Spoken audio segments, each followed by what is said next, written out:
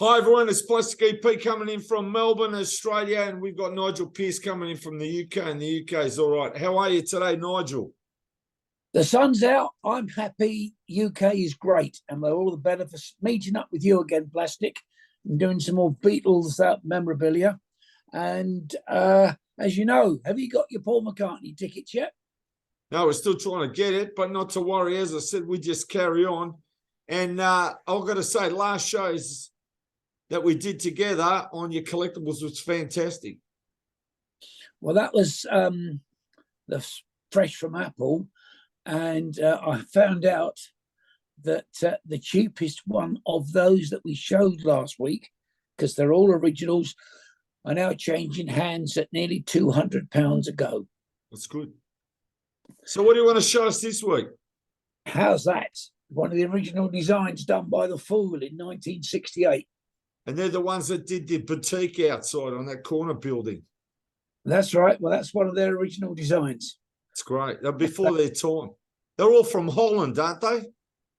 They were, yes, and they ended up having a recording contract with Mercury Records. So that was very good. And there is an Apple sales assistance form. Not a statement. That's just their order form. Look. That's great. Never and seen also, this stuff. There's Tony Bramwell's business card. Look. There you go. Anthony, is it? Yep, Anthony Bramwell. Fantastic. So there's a couple of gems that need to be done and seen. How about that then for an envelope for Hey Jude? That's a beauty. Is it like a first day cover, is it? Yes, it is. And who put that out? The UK? Only the UK. Okay, I've never seen it. So that was a good one. Yeah. Now, an original press photograph on the back of an Apple memorandum. There's the Apple memorandum page. Fantastic. And there's the photograph, look. Even better. There you go. Doesn't get any better than that. It's the way that it's done because I've looked after it, as you would expect. It's so clear, and that's the important thing. Now have a look at this. One envelope, one piece of matching headed paper. I think that would be. I reckon they were before their time. They were. That's why I put it. That's why we did the books. Or doing the series of books. Look at that. Fantastic. And there's some of the original press statements as well. Look, Jackie Lomax. And it's all typed. Fantastic. So I thought you'd like to see those as well. Well, we're showing stuff to the fans out there that they've never seen, especially in the US. Yes, we are. And I'm very proud to have them. And how about that? An Apple Films check. Even better. Yes, it's blank, unfortunately, and it's not signed, but there it is. Yeah, no, but to even get one of those is pretty good. I don't know of anybody who had their own checks like that. So that's why it's before its time. And there's the Apple Films headed note paper. Yeah. Now, Chrissy and Tony will remember these very well. Of course. Who designed the Apple logo, the green one, for the records? You asked me that last week, and as I said to you, I don't really know. And there's a original card key for Malcolm Davis. Look how they designed the card. Okay. I mean, look at the quality of that Apple. Look at the printing on it. Yeah, it's great. Ahead of their time by a long way, as we've said. So I thought that to see a few things like that would be great.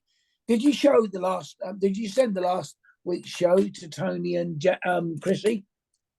That's something I've been so busy now with 20 shows to go to 1,000. I've been flat out editing, but don't worry, they'll get the shows. Yes, I'm sure they will. I'm looking forward to being part of that, as we've said. Now, here is a memo. Now, this was announcing the arrival of George Peckham to Apple.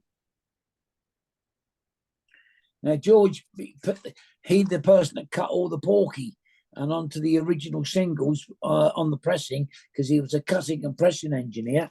And there is a copy of his contract.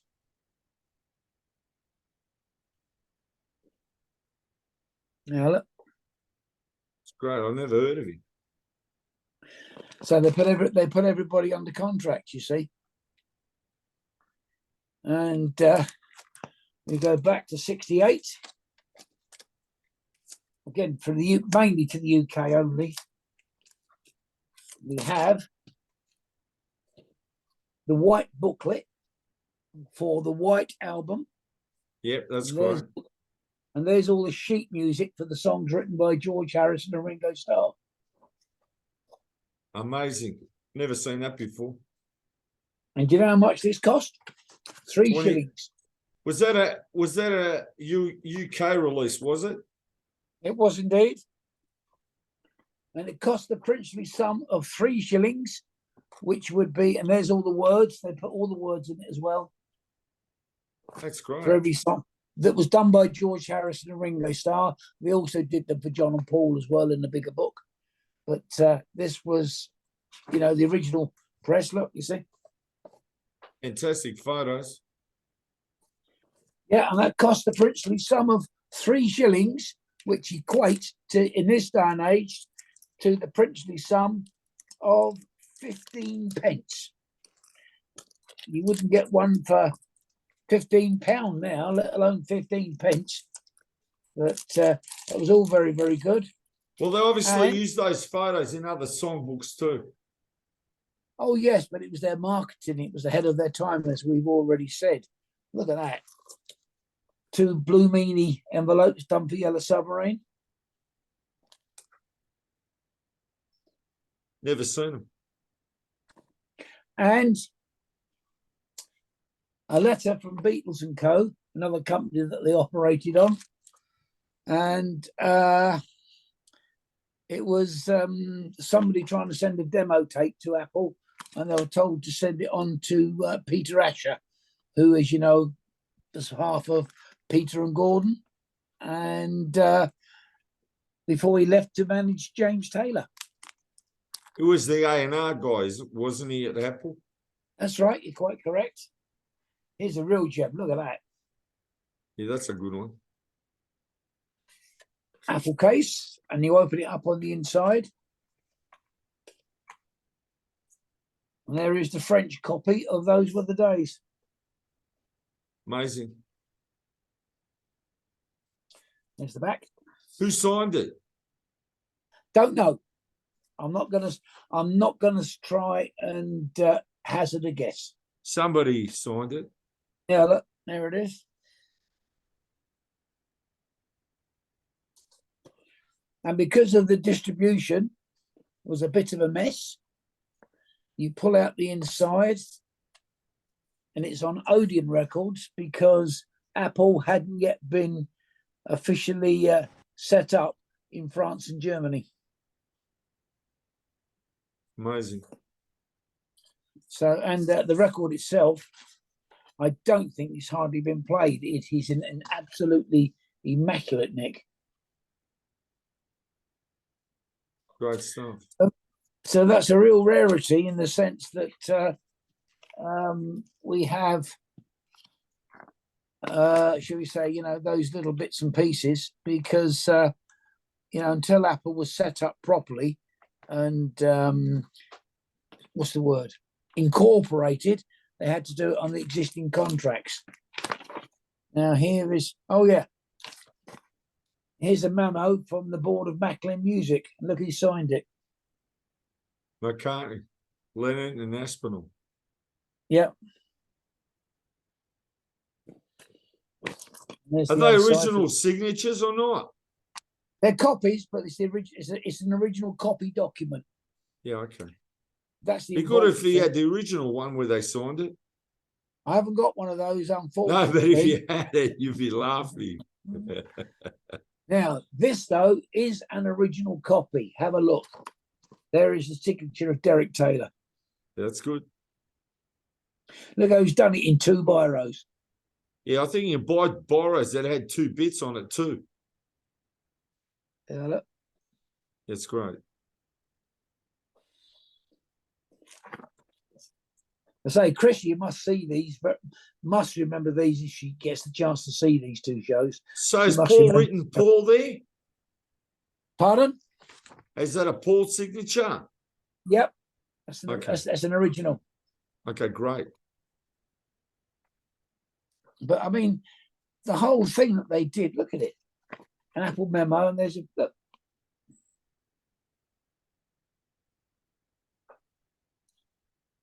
Very interesting.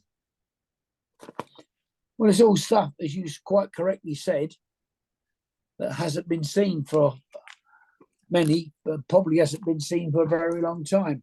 I've never seen it. There's a press statement for Mary Hopkin to meet Mary Hopkin. That's great. Notice read that? everything's done on that paper. Yeah, it's all done. I've sealed it inside as well. I don't hold them anymore. And there's a Great. memo from John to Ken Townsend. Is that a copy or that's an original?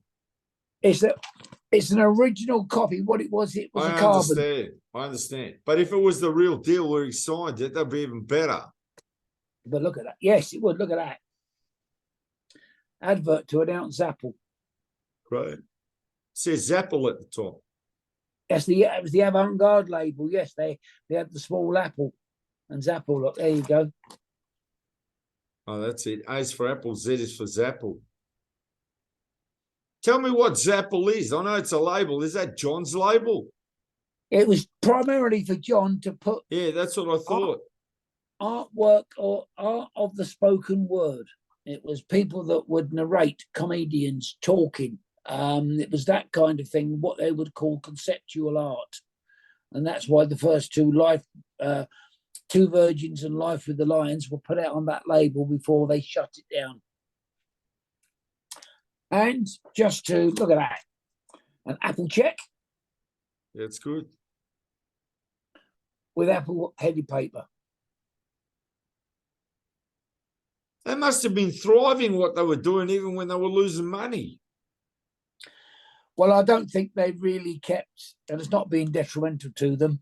I think you'll find that was just that they weren't businessmen properly, really.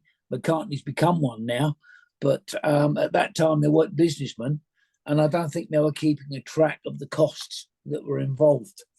Yeah, I understand. I can understand that totally. You can't do everything. No, that.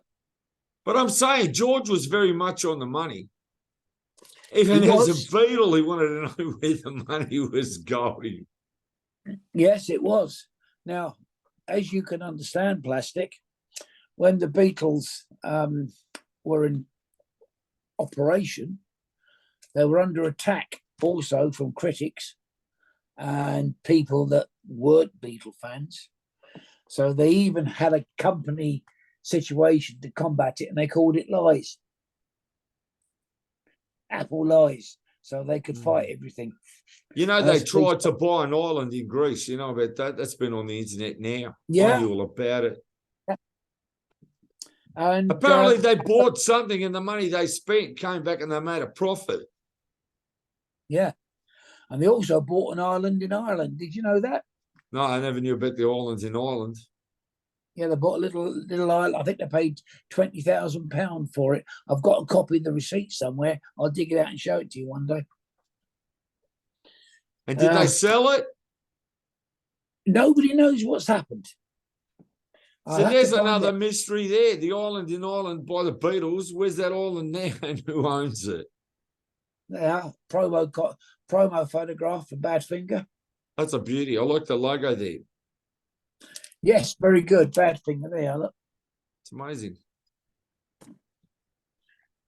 And then there's the customary photographic shots for promotional purposes in 1969.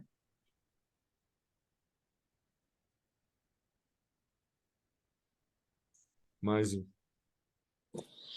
So I just thought it's little things like that, or like this, shall I say, that sort of make up the background behind the operation of the company. Would you not agree? I agree totally. See, the great thing is you've been specializing in Apple stuff. And as I said, I don't think there's too many people that have your collection. And I don't think there's too many people that know about what's been happening in Apple. So you've got the stories to go with the products, like the merchandise that they put out, which is important. It's one thing collecting it, but if you know what you're collecting, it's a different story. You know what I mean?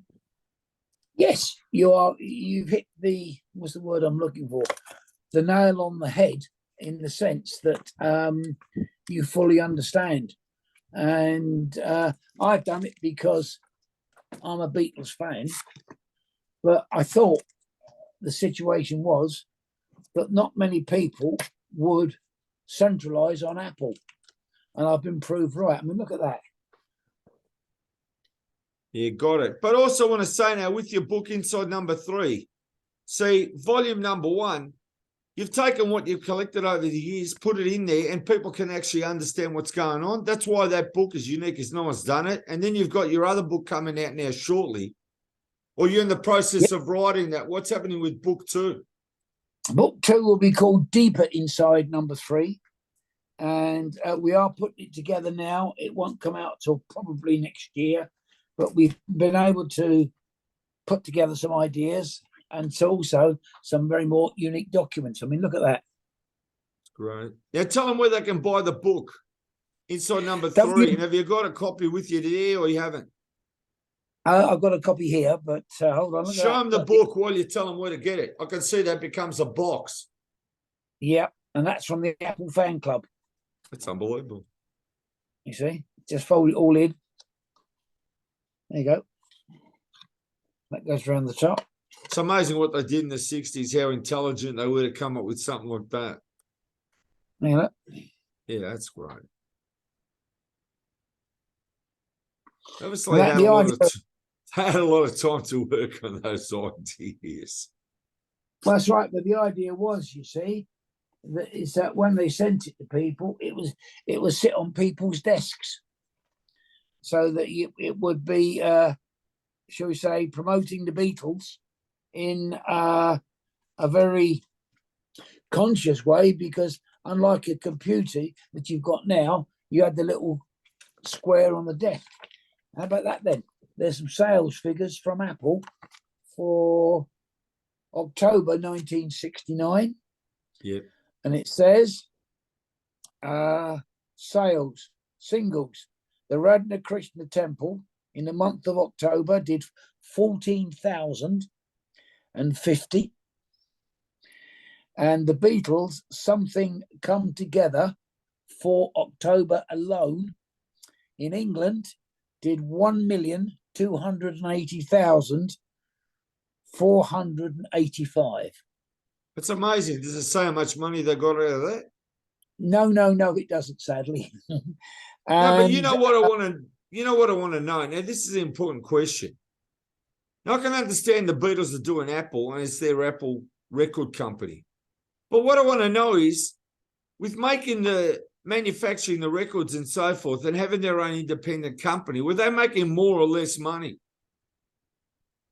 They were trying to make more for themselves. That was. And were they making more? Were they making more? Well, they started to, but as we all know, Apple foundered pretty quickly, and it's because of the reason that I said to you earlier on, that they didn't keep track of the finances, which was a shame. So in other words, the expenses can become so much and blow out that they're getting less profit, and they're actually losing money. That's right. And they were actually losing money, which is why Alan Klein was so cleverly bought in to put it together. Now, what you just saw was the little one. Here's the big one. That's great. Look.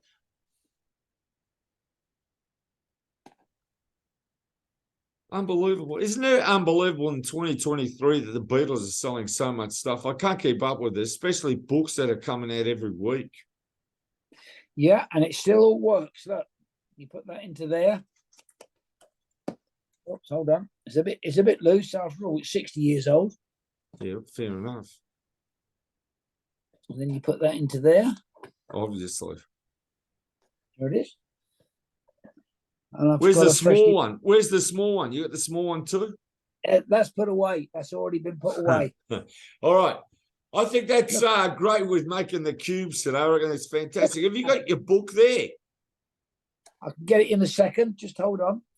I have to put it away, plastic, so keep it out of the light. Yeah, okay. So bear That's with me. amazing. But the quality is so heavy. The card. I know, but the pictures are fantastic on it. Yes, they are.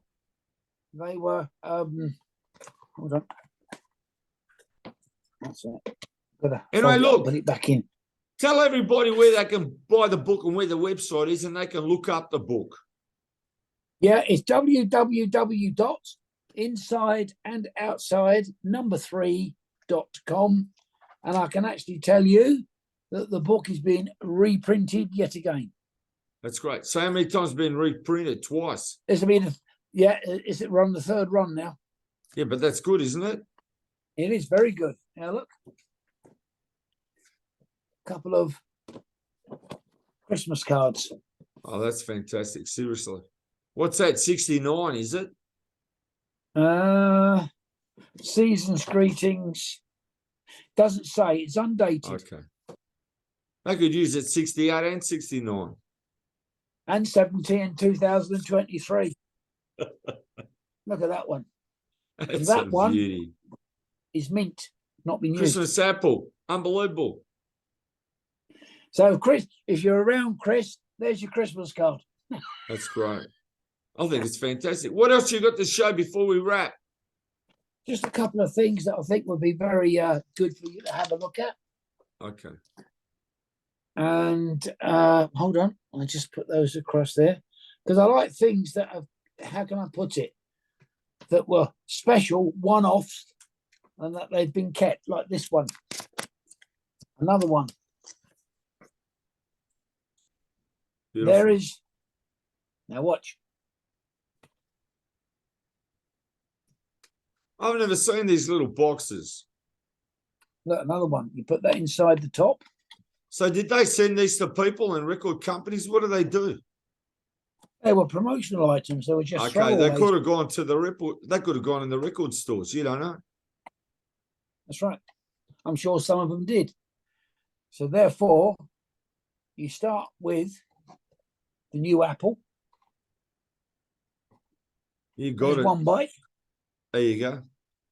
There's two bites. That's it. There's the whole apple gone. That's the apple core. There you go. Look at that. Amazing. And it said on the top, Merry Christmas and a Happy New Year. There you go. So it's been kept Save your apples. in. Yeah. If you look after your apples, you look after the pounds look after themselves. Now there is a unique piece of paper. Piece of mid-60s EMI headed note paper. Yeah, that's great. There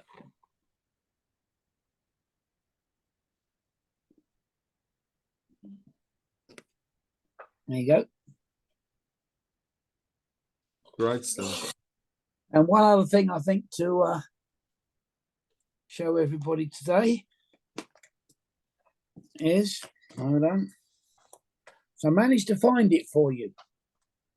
Remember last week we were talking about Apple Studios? Yep. Here is some more publicity for Apple Studios. Now, seriously plastic, very privileged. That's all on card, look. Look how great that is. What year is that? 68? 68, 69. Okay, so that's when they rented it out. You could hire out the studio, yeah? So they did that until 1975. Okay. And there is the price charges again. So what I'm saying is the studio's EMI, when did it change to Apple? Was it 68, 69? No, EMI was at Abbey Road. Yeah. that's where the Beatles recorded most of their stuff, because they did use Apple for Let It Be, the Get Back sessions. But Apple Studios was independent, but they had to put EMI Records or EMI Recording on the Apple Records because of the contract. And there is another small A4 charge card. Okay, but where was the actual studio located? At Abbey Road? No, is that number 3 Savile Row in the basement? Okay, gotcha. What, they rented out the basement, did they? Yeah, basement studios. Oh, that's all right. I didn't know that. So I thought that you'd like to see those little pieces today. Can't thank you enough. I thought that the fans would be, and the Beatles, shall we say, legion of followers would be very pleased to see them, because they are, as you can well imagine, very old, and they are kept all in plastic jackets and away from the sun, so I don't bring them out very often. And here you go, look, that's when John started his own. There's a bag one. Unbelievable. There's the address, look. Right. And there is the original photograph that did start it off. Even better. Now, they're photocopy signatures, aren't they? They were mass produced. They were what they call stenciled. There were stenciled photographs from when they for publicity. But here is something that you and I have talked about as well. Here is an original invitation. It says, please come to the party at 6 p.m. as at ISO's before the film showing of Born to Boogie. This note is a pass for you and your guest for the party, but please also bring your tickets for the film. Signed, Mark Bolan and Ringo Starr. That's a copy or original? I need to know when you show signatures. Original. So what? They've signed that. That's original. Yep. That's great. And look at the logo. Look. Love it. The slider and the film Born to Boogie was done by Apple Films. Unbelievable. And that's probably why Ringo was in it, because he's a big fan of Mark's. Yeah, but he did all the photography. And sadly, as you say, when the Beatles split, it didn't stop them doing their own advertising. Look. I know, that's great.